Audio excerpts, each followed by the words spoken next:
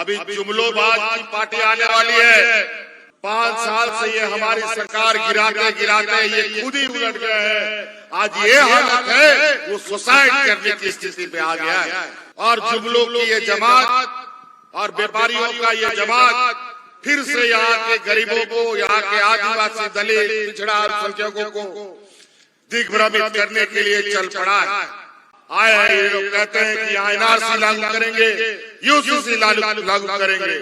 मैंने कहा यहाँ पर ना एनआरसी होगा, ना यूसीसी होगा। यहाँ होगा तो सीएनटी होगा, एसपीटी एक्ट होगा, पैसा कानून होगा। पार्टी तोड़ते हैं, विधायक सांसदों को खरीदते हैं, घर परिवार को तोड़ते हैं, भाई भाई को लड़वाते हैं, बाप बेटा को भी लड़वा देते हैं। ये इनका जहर है। इनका बस चले तो आपका शरीर से कतरा कतरा खून निकाल लेगा। भारतीय जनता पार्टी को झारखंड से जड़ से उखाड़ने का काम कि बांग्लादेश के साथ अंदर कोई घुस, आप लोग का कोई समझौता है क्या? और बांग्लादेश से घुसपैठ करने वाला भारतीय जनता पार्टी शासित राज्यों से घुस के आता है। हम लोगों ने लगातार 5 साल आपके बीच में अपनी बातों को भी रखा है और अपने कामों को भी रखा है, योजनाओं को भी रखा है। उसके आधार पर आज आपसे वोट मांगने का अधिकार के साथ आपके बीच में आए हैं। अभी जुमलोबाज की पार्टी आने वाली है। अभी हम देखें रास्ते में दुनिया भर का हवाई जहाज रांची की ओर जा रहा है। अब वहां से सब उन लोग का उड़न खटोला तैयार है, वहां पर पैर रखने का जगह नहीं है। इतना उड़न खटोला पता नहीं कहां से आ गया है। और ये लोग पूरा राज में भी मंडराएगा।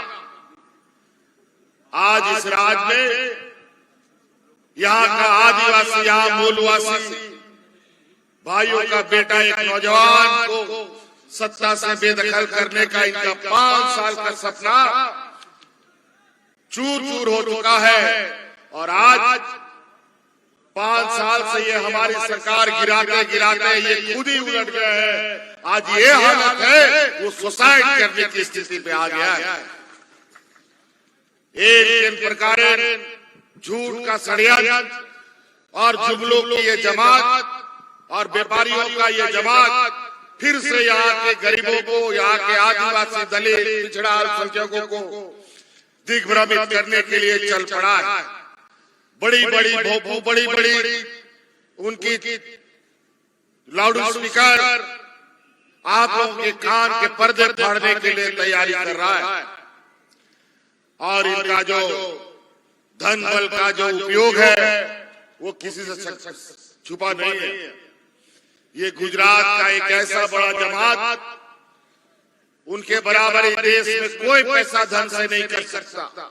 और उसी पैसे धन के बदौलत ये देश दुनिया में गरीब आदिवासियों के ऊपर, दलितों के ऊपर, अल्पसंख्यकों के ऊपर राज करना चाहता है।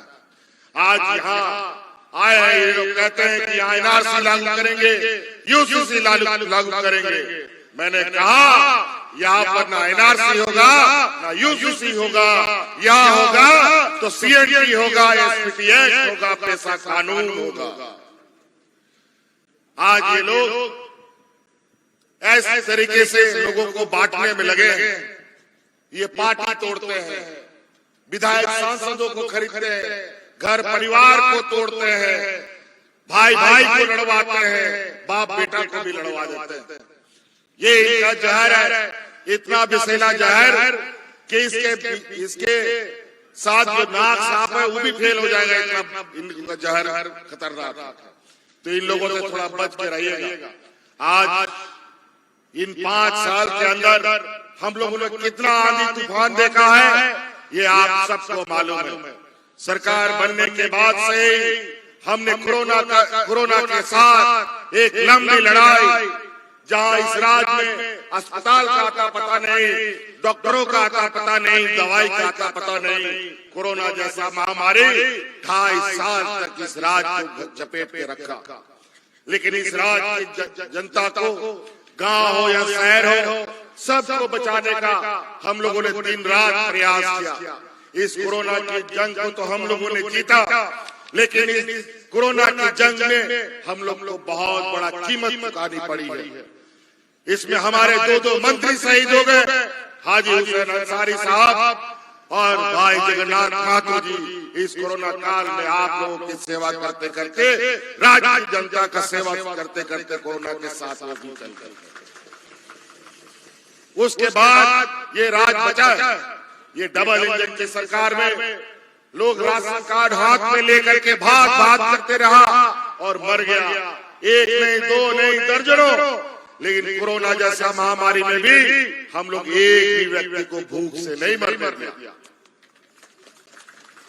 और याद कीजिए वो दिन जब पूरा देश में ये भारतीय जनता पार्टी के लोग, यही देश का प्रधानमंत्री बिना किसी को समय दिए अचानक पूरा देश में लॉकडाउन लगा दिया।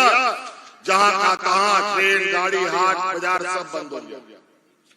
हम लोग का गांव देहात का लोग अलग अलग राज्यों में काम करने, रोजगार करने, नौकरी करने जाता था, सब फंस गया। सबको फैक्ट्री से बाहर कर दिया, सबको रोजगार से बाहर कर दिया।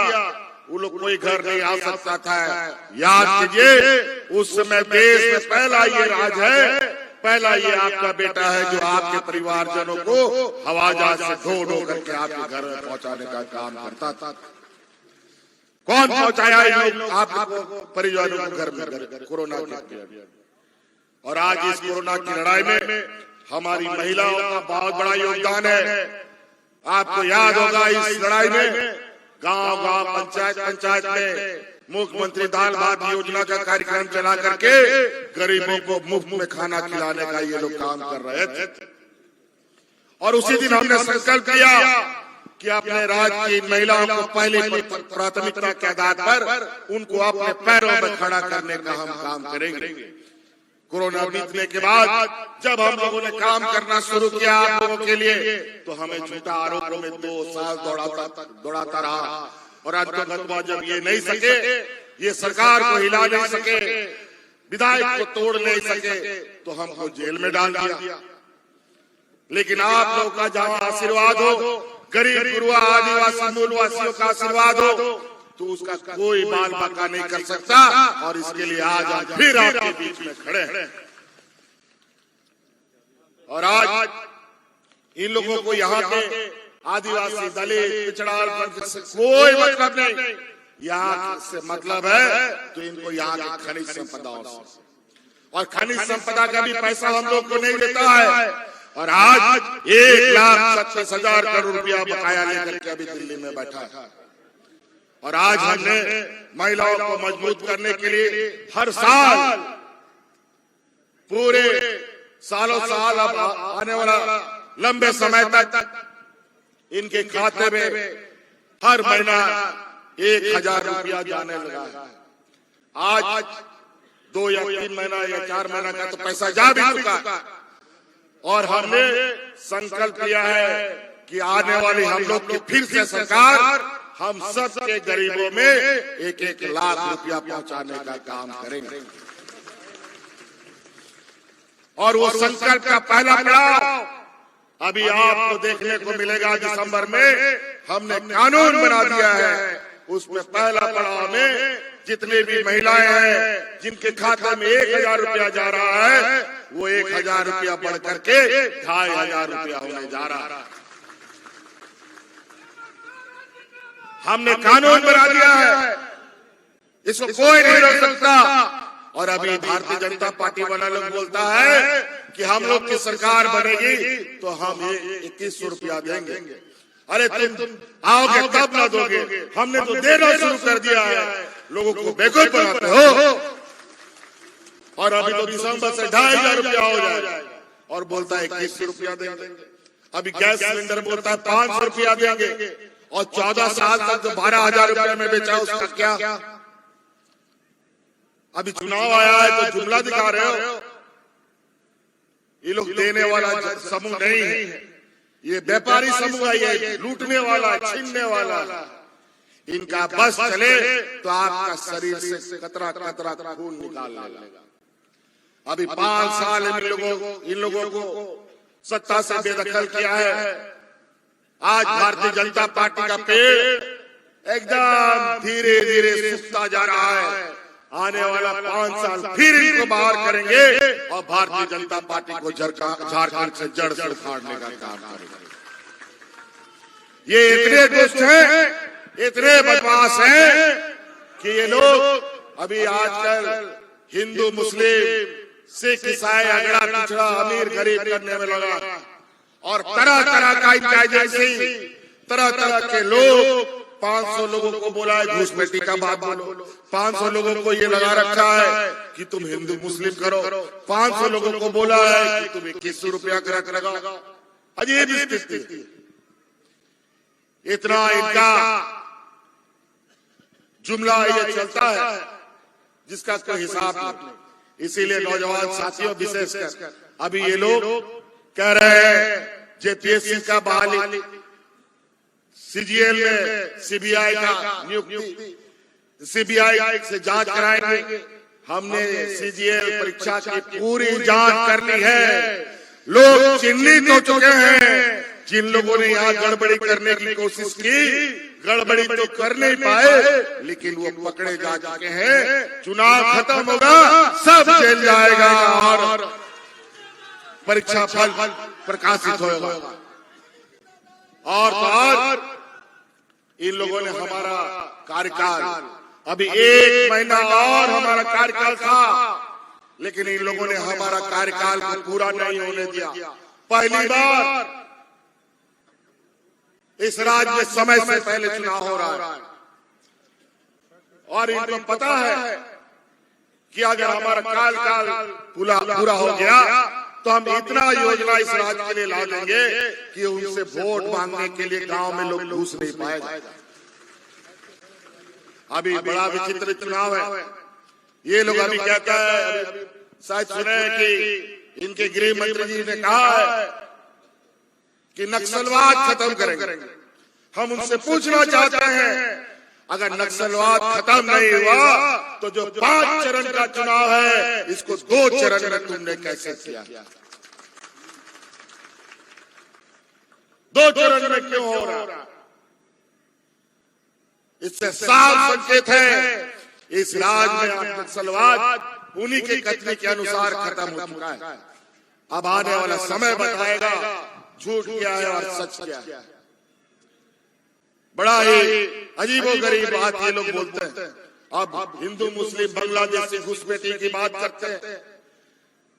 मैं इनसे पूछना चाहता हूं, देश के प्रधानमंत्री जी जब शपथ ग्रहण कर रहे थे तो संविधान का किताब अपना माथा में ठोक रहे थे और बोल रहे थे कि ये देश इस देश के संविधान से चलेगा, कायदे कानून से चलेगा, हर वर्ग हर समाज जो संविधान में अधिकार मिला है सबको मिलेगा। मैं ये जानना चाहता हूं कि बांग्लादेश के साथ अंदर कोई घुस आप लोग का कोई समझौता है क्या? और आज बांग्लादेश के पूर्व प्रधानमंत्री को आपने यहाँ हेलीकॉप्टर उतारने कैसे दिया और किस आधार पर यहाँ पर आपने उसको शरण दे रखा है, हमको ये बता दीजिए। और बांग्लादेश को झारखंड में आप लोग बिजली पैदा करते हैं और बांग्लादेश को सप्लाई करते हैं और बांग्लादेशी की बात करते हैं। बांग्लादेशी सीमा का सुरक्षा का जिम्मा किसके हाथ में? भारत सरकार के हाथ में, गृह मंत्रालय के हाथ में। राज्य सरकार का कोई बॉर्डर बांग्लादेश से नहीं सकता और बांग्लादेशी का घुसपैठ करते हैं। और बांग्लादेश से घुसपैठ करने वाला भारतीय जनता पार्टी शासित राज्यों से घुस के आता है, खुद बोलते हैं और योजनाबद्ध तरीके से पता नहीं क्या क्या षड्यंत्र रचता है। इसीलिए ध्यान रखिएगा, हम लोगों ने हमेशा आज मैया सम्मान योजना क्या हिंदुओं के लिए है, क्या आदिवासियों के लिए है, क्या मुसलमानों के लिए है, क्या सिखों के लिए है, सभी वर्गों को इसके लिए लाभ मिलता है। पहले इस राज्य में गिना चुना बुढ़ा बुजुर्गों को पेंशन मिलता था, हमने कानून बना दिया। इस राज्य में कोई बुढ़ा बुजुर्ग बिना पेंशन का नहीं रहेगा। आज डिग्री लगा के ढूंढोगे तो कोई भी बुढ़ा बुजुर्ग बिना पेंशन का नहीं मिलेगा।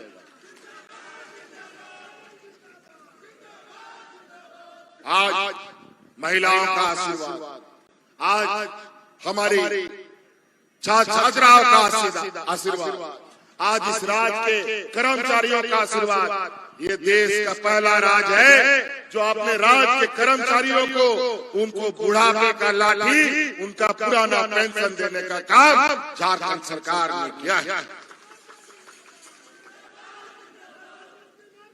और ये लोग सबका बुढ़ापे का लाठी छीन लेता है। बुजुर्गों का पेंशन अभी बोलता है कि पेंशन हम लोगों ने बंद कर दिया।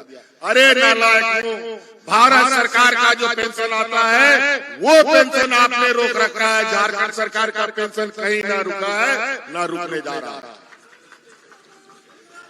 अभी प्रधानमंत्री आवास का तो इन लोगों ने पैसा हमें दिया नहीं, नाक रगड़ते रह गए। 1 दर्जन बार हम दिल्ली का चक्कर लगाए, लेकिन इन लोगों ने प्रधानमंत्री आवास का पैसा नहीं दिया। आखिरकार हार कर हमने ये निर्णय लिया कि इस राज्य में हम अपनी ताकत पर इस राज्य के गरीबों को आवास देंगे और उससे बेहतर और उससे अधिक दाम वाला आवास देंगे। और अब वो आवास हमने योजना शुरू किया और लाखों लोगों को उसमें स्वीकृत भी किया। 25 लाख लोग इसमें सूचीबद्ध हो चुके हैं। आज इसी तरीके से आंगनबाड़ी सेविका, जल सहिया, स्वास्थ्य सहिया, सभी को उन लोग का मानदेय 2 कर दिया गया। हम लोग के मानकी, मुंडा, गुड़े, सभी पान सब लोगों का हम लोगों ने सम्मान राशि 2 कर दिया, ताकि ये लोग मान सम्मान से। हमारे अल्पसंख्यक समुदाय के मदरसों के शिक्षकों का पेंशन, उनके जो वक्फ बोर्ड है उनका नियमावली पहली बार यहाँ पर 20 सालों में बना हमारी सरकार। और ये बोलते हैं अल्पसंख्यक के हितों, आदिवासियों के हितों की बात। ये आदिवासियों के हितों की क्या बात करेंगे? असम में जाके देखिए, यहाँ के आदिवासी वहाँ पर लाखों की तादाद में है, आज तक उनको आदिवासी का दर्जा नहीं मिला। उनका समाज, संस्कृति, सभ्यता सब उजड़ गया, लेकिन उनको अधिकार नहीं मिला। लेकिन उनके मंत्री यहाँ के बोलते हैं हम आदिवासी के हित से।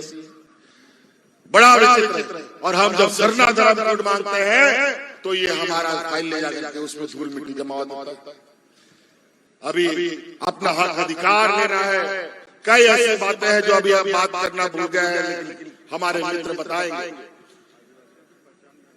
इसीलिए साथी, आज गढ़वा विधानसभा पलामू प्रमंडल के अंदर जो बदलाव आप देख रहे हैं, सड़कों का जाल जो देख रहे हैं, और आज आप सब लोगों को हम लोगों से जानना चाहते हैं, आप लोग का बिजली बिल माफ हुआ कि नहीं? 10,000, 20,000, 1 लाख, 2 लाख रुपया तक का लोगों का बिजली बिल माफ हुआ है। और 200 यूनिट बिजली भी हमने फ्री कर दिया।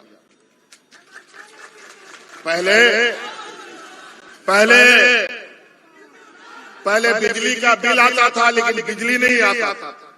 अभी बिजली 24 घंटा लाने का हमारा वादा है। 18 घंटा तो आ ही रहा है, अब 24 घंटा आएगा, लेकिन बिजली का बिल आपके घर में नहीं आएगा। आज बहुत सारे योजना आपके क्षेत्रों में चल रहा है। हम लोगों ने गांव की अर्थव्यवस्था, गांव के सड़कों को, गांव के आर्थिक व्यवस्था को मजबूत करने का एक बड़ा संकल्प लिया है। और पहली बार जो 500-600 किलोमीटर ग्रामीण सड़क बनते थे, हम लोगों ने एक बार में ही जितना ग्रामीण क्षेत्र में सड़क है, लगभग 15,000 किलोमीटर सबको बनाने का हम लोगों ने निर्णय ले लिया। सभी पक्का सड़क बने। इसलिए साथी, और हम नहीं कहेंगे और भी कार्यक्रम में हमें विलंब हो रहा है। या 13 तारीख का चुनाव है। आप लोगों से निवेदन है, हम लोग के आदिवासी भाइयों से, आप सभी लोग अभी कुछ दिनों के बाद यहाँ इतना हेलीकॉप्टर उतरेगा, इतना भाजपा का लोग मिलेगा, रंग बिरंगा का लोग, अलग अलग देश दुनिया का लोग जो सिर्फ चुनाव में नजर आएगा, उसके बाद ऐसे स्थिति हो जाएगी जैसे कहावत है ना, गधे का सिर से सिंह गायब हो जाता है, वैसे ही लोग गायब हो जाएगा चुनाव के बाद, कोई नहीं मिलेगा।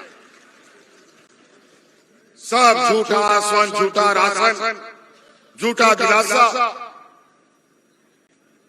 तो इसलिए 23 तारीख का दिन याद, 13 तारीख का दिन याद रखिएगा। 2 नवंबर ईवीएम मशीन में हम लोग का महागठबंधन की तरफ से समर्थित प्रत्याशी तीर धनुष छाप पर मिथिलेश ठाकुर जी खड़े हैं, अभी मंत्री भी है, और आपके विकास के लिए, आप लोगों का विकास के लिए इन्होंने मेरे नाक में तेल डाल दिया। हमको सड़क चाहिए, हमको बिजली चाहिए, हमको ये चाहिए इस पूरे परमंडल में। और आप याद कीजिए, पलामू परमंडल को अगर बिजली से कोई जोड़ने का काम किया है तो सबसे पहले हेमंत सोरेन ने ही जोड़ने का काम किया था।